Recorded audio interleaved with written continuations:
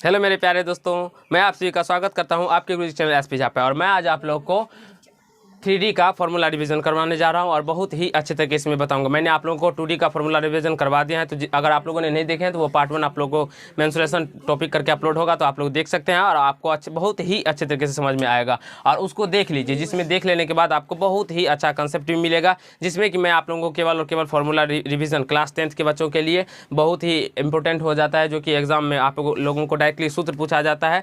उसके लिए मैं आप लोगों को उसका फॉर्मूला रिवीजन करवाया हूँ। अब इसमें मैं आप लोगों को चित्र के साथ नहीं बताया हूँ, और चित्र के साथ आप लोगों को मैं जब क्लास 9th में फॉर्मूला रिवीजन कर फॉर्मूला के बारे में बताऊंगा, तो उसमें हम आप लोगों को जिक्र करेंगे। तो हमारा क्योंकि चित्र अभी ज़्यादा इंपॉर्टेंट नहीं होता है 10th वाले बच्चों के लिए, सिर्फ और सिर्फ उसका मतलब फार्मूला जो होता है वो इंपॉर्टेंट होता है, इसीलिए मैं उनको केवल और केवल फार्मूला के बारे में बताता हूँ। ठीक है, तो आप लोग इसको देखेंगे और अपने कॉपी पर नोट कर लेंगे। मैं आपको सब कुछ मतलब सब सूत्र के बारे में बहुत ही अच्छे तरीके से बताऊँगा। 3D का मतलब होता है 3 डायमेंशनल, यानी कि 3 विमीय आकृति। तो चलिए हम जानते हैं पहले, जिसमें हमारा वृत्त बच गया था 2D से, उसमें वृत्त बच गया था। आज हम वृत्त को जानेंगे, फिर अर्धवृत्त को जानेंगे, और फिर उसके बाद त्रिज्याखंड वृत्तखंड को जान लेते हैं। उसके बाद हम 3D में चलेंगे। तो सबसे पहले हम आप जानते हैं जो वृत्त क्या होता है, तो ये सब आप सभी तो जानते ही होंगे। और वृत्त में पूछते हैं आपसे ये कितने डिग्री का एंगल बनता है, तो ये 360 डिग्री का एंगल बनता है। ठीक है, तो वृत्त का क्षेत्रफल क्या होता है, तो पाई आर स्क्वायर। वृत्त का क्षेत्रफल क्या होता है, पाई आर स्क्वायर। वृत्त का परिधि क्या होता है, 2 पाई आर। आपको डायरेक्टली ये याद कर लेना है, क्योंकि आप क्लास 10th में चले गए हैं। अब आपको ये कहाँ से आता है नहीं आता है वो समझने का समय चला गया है, बीत गया है, क्योंकि वो आप लोग को क्लास 9th में ही समझ में आ जाना चाहिए, या क्लास 10th के फर्स्ट समय में ही आप लोग को समझ में आ जाना चाहिए था। तो यहाँ से वृत्त का क्षेत्रफल पाई आर स्क्वायर, वृत्त का परिधि या परिमाप बराबर होता है, यानी कि 2 पाई आर। वृत्त का त्रिज्या बराबर होता है, यानी कि d/2, यानी कि d क्या हो गया, व्यास। व्यास को हम क्या लिखते हैं, तो d लिखते हैं। ये आप लोग को अपने अपने कॉपी पे नोट कर लेना। और व्यास यानी कि व्यास बराबर क्या हो जाएगा, 2r। व्यास बराबर क्या हो जाएगा, 2r। r क्या हो गया, त्रिज्या। r क्या हो गया, त्रिज्या, और व्यास को d लिखते हैं। अब पाई बराबर एक सूत्र होता है c/d। पाई बराबर क्या होता है, c/d। परिधि को हम लोग c से डिनोट करते हैं। परिधि को क्या किस से डिनोट करते हैं, c से। परिधि को किससे डिनोट करते हैं, c से। और d का मतलब क्या हो गया, व्यास। तो परिधि का सूत्र क्या होता है, 2 pi are but 2r। 2r से 2r कट जाएगा, मेरा पाई बच जाएगा। तो इसीलिए पाई का सूत्र c/d, यानी कि परिधि बटा व्यास होता है। अब चलिए हम लोग अर्धवृत्त यानी कि हेमी सर्कल में चलते हैं। हेमी अर्धवृत्त का क्षेत्रफल क्या होता है, देखिए वृत्त का क्षेत्रफल होता है पाई आर स्क्वायर। अर्धवृत्त का पूछे तो 2 से भाग दे देंगे, तो 1/2 pi r square, 1/2 pi r square, 1/2 pi r square, 1/2 pi r square. अब अर्धवृत्त का परिधि, तो अर्धवृत्त का परिधि में बोलेंगे सर इसमें भी 2 से भाग दीजिए, पाई आर लिख दीजिए। ठीक है, हम पाई आर लिख लेते हैं, लेकिन ये आप लोगों का गलत हो जाएगा। पाई आर लिखने के बाद भी गलत हो जाएगा। आप बोलेंगे सर कैसे होता है गलत, यहाँ पे देखेंगे आप लोग। ये अर्धवृत्त हुआ, तो पूर्ण वृत्त का होता है तो 2 पाई आर। तो अर्धवृत्त का, तो यहाँ से यहाँ तक मेरा क्या आ गया, पाई आर आ गया। लेकिन यहाँ से मान लीजिए ये पूरा बच गया, इसका क्या होता है आर, इसका भी क्या होता है आर। तो यहाँ से 2r जुट जाएगा, मेरा आर जुट जाएगा। तो 2r को हम लोग d भी लिखते हैं, या 2r भी लिख सकते हैं। यहाँ से क्या हो जाएगा, पाई आर प्लस d भी लिख सकते हैं इसको आप लोग। ठीक है, अब त्रिज्याखंड का क्षेत्रफल, त्रिज्याखंड का क्षेत्रफल, हाँ त्रिज्याखंड का क्षेत्रफल क्या होता है, तो त्रिज्याखंड का क्षेत्रफल होता है पाई आर स्क्वायर थीटा बटा 360 डिग्री। और ये आपको याद रखना ही होगा, पाई आर स्क्वायर थीटा बटा 360 डिग्री। त्रिज्याखंड का क्षेत्रफल आपसे डायरेक्टली एग्जाम में पूछा जाता है, आपके ऑप्शन में देखने को मिलेगा पाई आर स्क्वायर थीटा बटा 360 डिग्री, 2 पाई आर थीटा बटा 360 डिग्री, पाई आर थीटा बटा 360 डिग्री, या इनमें से कोई नहीं। तो आप लोग देखेंगे क्या होता है त्रिज्याखंड का क्षेत्रफल, पाई आर स्क्वायर थीटा बटा 360 डिग्री। अब वृत्तखंड का क्षेत्रफल हम यहाँ पे लिख देते हैं, वृत्तखंड का क्षेत्रफल यहाँ पे नहीं हटेगा। देखिए वृत्तखंड का क्या होता है, तो 2 क्षेत्रफल होता है, एक लघु वृत्तखंड, एक दीर्घ वृत्तखंड। एक लघु वृत्तखंड, एक दीर्घ वृत्तखंड। तो हम लघु लिख देते हैं यहाँ पे, जो आपको पूछा जाता है। वैसे वृत्तखंड नहीं पूछा जाता है, अगर वृत्तखंड का क्षेत्रफल पूछे तो आप लोग लघु वृत्तखंड का ही लिखेंगे। तो लघु वृत्तखंड का क्या होता है, तो पाई आर, लघु वृत्तखंड का होता है पाई आर स्क्वायर थीटा बटा 360 डिग्री। देखिए क्या होता है, पाई आर स्क्वायर थीटा बटा 360 degree minus 1/2 R square sine theta, minus 1/2 R square sine theta, minus 1/2 R square sine theta. यहाँ से आप लोग देखेंगे पाई आर स्क्वायर थीटा बटा 360 degree minus 1/2 R square sine theta, ये लघु वृत्तखंड का होता है।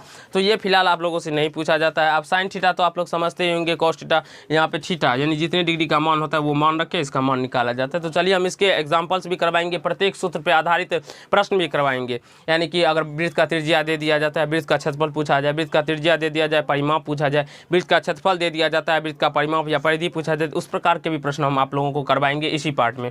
अब यानी कि चाप की लंबाई, तो चाप की लंबाई भी बोल सकते हैं आप लोग, क्या होता है 2 पाई आर थीटा बटा 360 डिग्री, 2 पाई आर थीटा बटा 360 डिग्री या पाई आर थीटा बटा 180 डिग्री, 2 पाई आर थीटा बटा 360 डिग्री या पाई आर थीटा बटा 180 डिग्री भी आप लोग लिख सकते हैं, क्योंकि 2 से ये कट जाएगा तो 180 डिग्री हो जाएगा। तो 2 पाई आर थीटा बटा 360 डिग्री ही रहने दीजिए। अब आते हैं हम घन में, 3D में। तो क्यूब, घन का इंग्लिश क्या होता है क्यूब। अब घन कैसे बनता है नहीं बनता ये तो आपको पता ही होगा। चलिए हम यहाँ पे बनाने का प्रयास करते हैं। यहाँ पे देख सकते हैं आप लोग, ये बेलन है, यहाँ पे बना देते हैं। इस प्रकार से मेरा घन ये होता है, घन होता है। तो घन में शीर्ष कितने होते हैं, अगर घन में आप लोगों से शीर्षों की संख्या पूछे तो घन में 8 शीर्ष होते हैं, घन में 8 शीर्ष होते हैं। देखिए यहाँ पे एक ये हुआ, एक ये हुआ 2, एक ये हुआ 3, एक ये हुआ 4, एक हुआ 5, एक 6, एक 7, एक 8 हो गया। घन में फलक की संख्या कितनी होती है तो देखेंगे, एक उस साइड 1 2 फिर 3 फिर 4 फिर 5 फिर 6 यानी कि 6 हो जाएगा। घन में किनारों की संख्या पूछे तो 12 हो जाएंगे। किनारे कितने होते हैं 12, चारों चार कोण पे हो जाएगा, एक चारों ऊपर में या चारों नीचे में। तो कितने हो गए घन में किनारों की संख्या 12। कैसे आता है वो मैं दिखा देता हूँ आप लोग को। यहाँ पे देखिए एक किनारा ये हो गया, 1 2 3 4 5 6 7 8 9 10 11 और 12। घन में किनारों की संख्या 12, घन में शीर्षों की संख्या 8, घन में फलकों की संख्या, फलक को सतह भी कहा जाता है, फलक को सतह भी आपसे पूछा जाए तो सतहों की संख्या 6 हो जाएगा। शीर्षों की संख्या 8 और शीर्ष को कोना भी कहा जाता है, शीर्ष को कोना भी कहा जाता है। और किनारों की संख्या कितनी हो गई 12 हो गए। अब हम घन का आयतन का बात करेंगे। तो घन का आयतन क्या होता है, घन का आयतन होता है भुजा क्यू। अब भुजा को हम लोग ए से भी सूचित कर सकते हैं यानी ए क्यू। भुजा क्या हो गया ए क्यू, घन का आयतन ए क्यू होता है, घन का आयतन ए क्यू होता है। अब घन का पृष्ठीय क्षेत्रफल, घन का पृष्ठीय क्षेत्रफल क्या होता है 6a²। घन का पृष्ठीय क्षेत्रफल क्या होता है 6a²। या कुल पृष्ठीय क्षेत्रफल बोले या पृष्ठीय क्षेत्रफल बोले, दोनों का क्या होता है 6a²। तो घन का कुल पृष्ठीय क्षेत्रफल क्या होता है 6a²। इसको कुल पृष्ठीय क्षेत्रफल कर दीजिएगा, ठीक है। कुल, आपसे कुल ही पूछा जाता है, कुल या संपूर्ण। घन का संपूर्ण पृष्ठीय क्षेत्रफल 6a², घन का संपूर्ण पृष्ठीय क्षेत्रफल 6a²। अब देखिए घन का पार्श्व पृष्ठीय क्षेत्रफल, पार्श्व पृष्ठीय क्षेत्रफल का मतलब हुआ उसके चारों ओर की केवल सतह का क्षेत्रफल। तो चारों ओर देखिए वो घन क्या होता है वर्गाकार होता है, वर्ग का क्षेत्रफल होता है a²। तो 4 वर्ग है तो 4a², 4a²।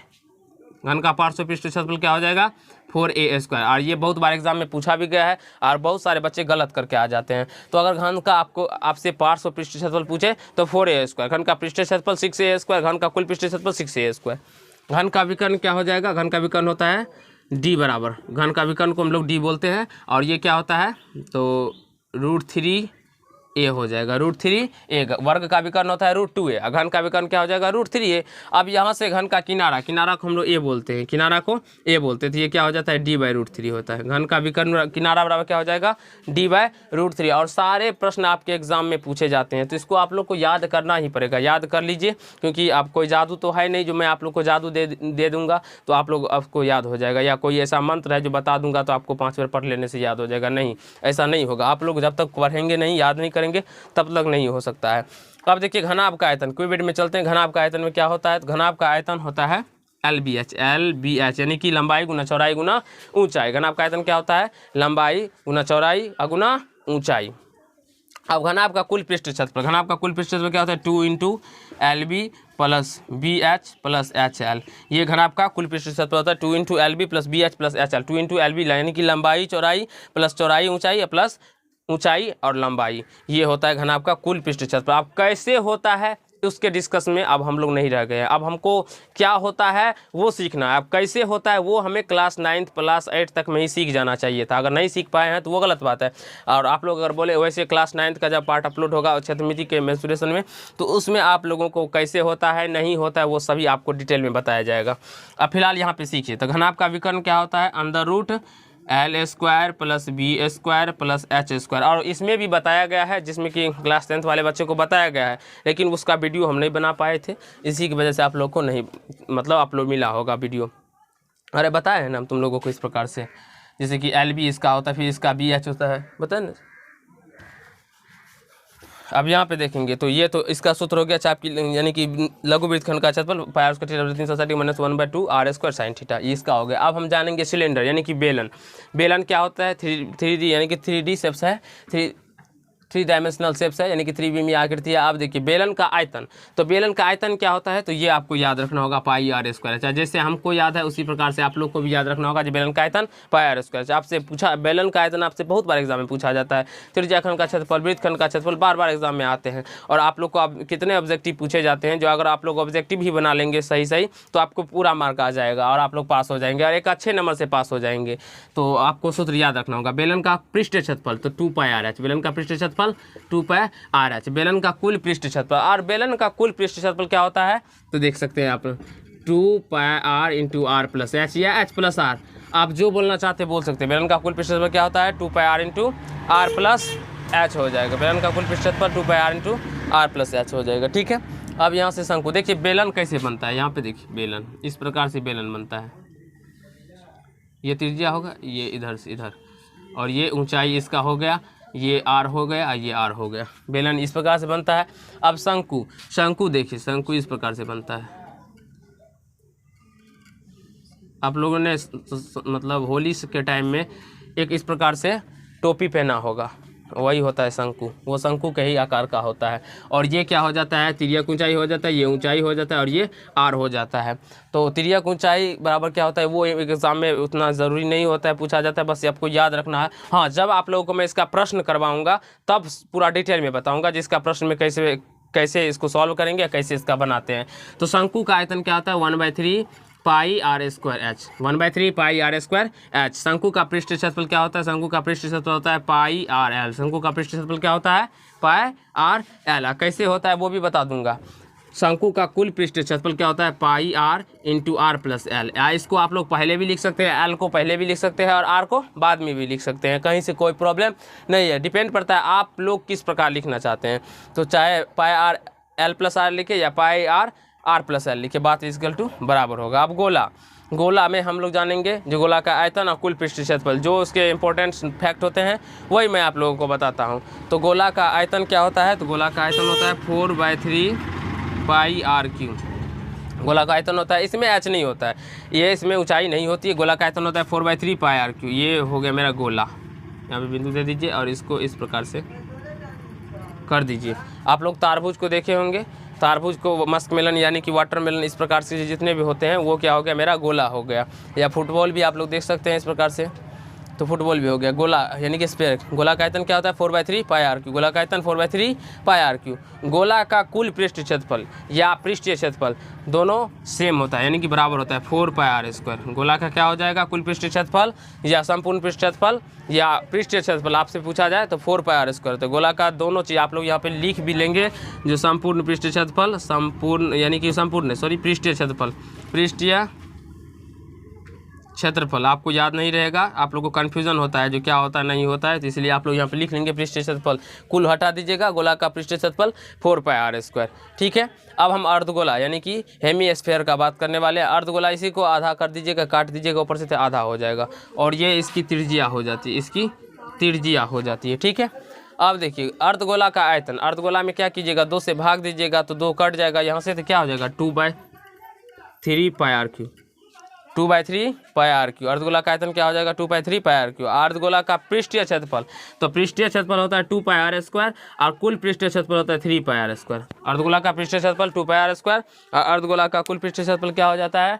तो 3 पाई आर स्क्वायर। तो दोस्त आशा करता हूँ ये आपको फार्मूला रिवीजन वाला पार्ट आपको समझ में आ गया होगा और अच्छा लगा होगा। तो इस पार्ट में हम लोग इतना ही करने वाले, इससे नेक्स्ट पार्ट में इससे आधारित प्रश्न को सॉल्व करेंगे और बहुत ही अच्छे तरीके से उसको भी समझेंगे।